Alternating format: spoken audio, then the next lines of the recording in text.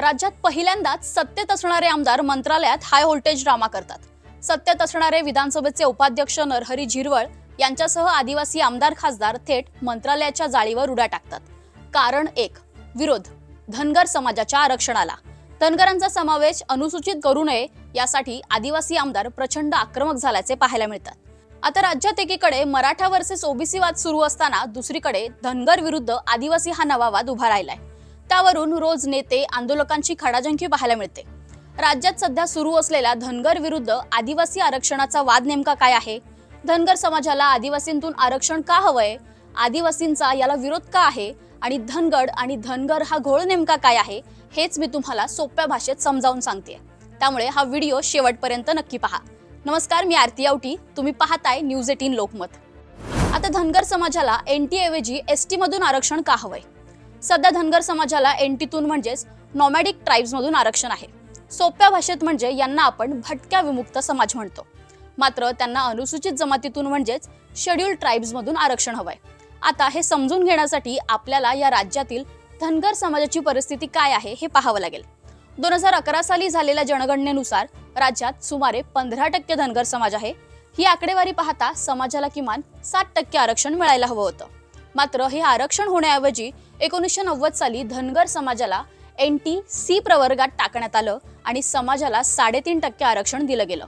आता या समाजाची देशातील परिस्थिती काय आहे समजून घेऊया।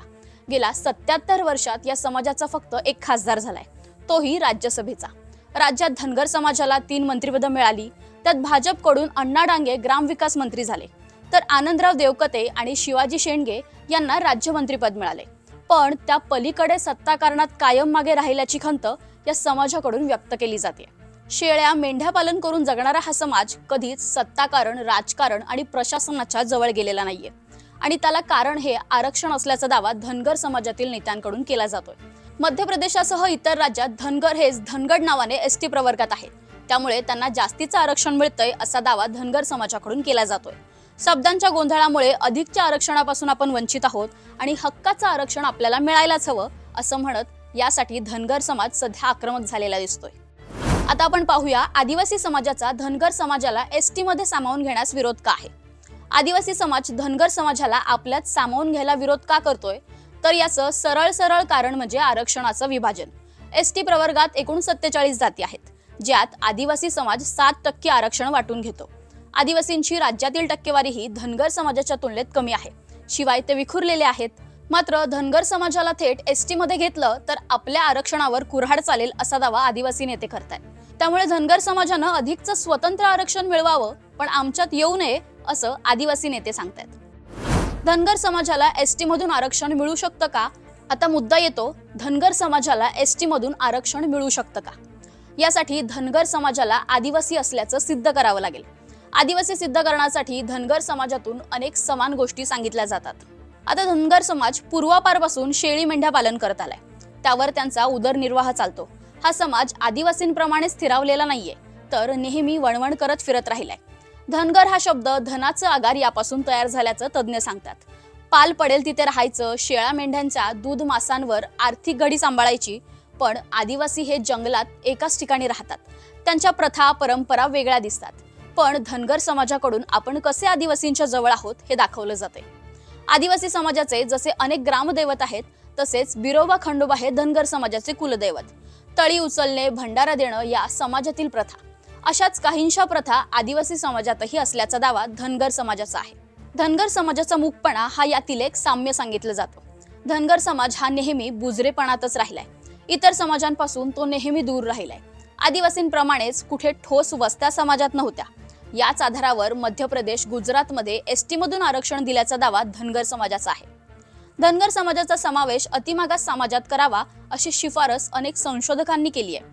सरकारनं नेमलेल्या समित्यांमधूनही धनगर समाजाला मागासच ठरवण्यात आले, त्यामुळे हाही निकष आम्ही पूर्ण करत असल्याचा दावा धनगर समाजाचा आहे।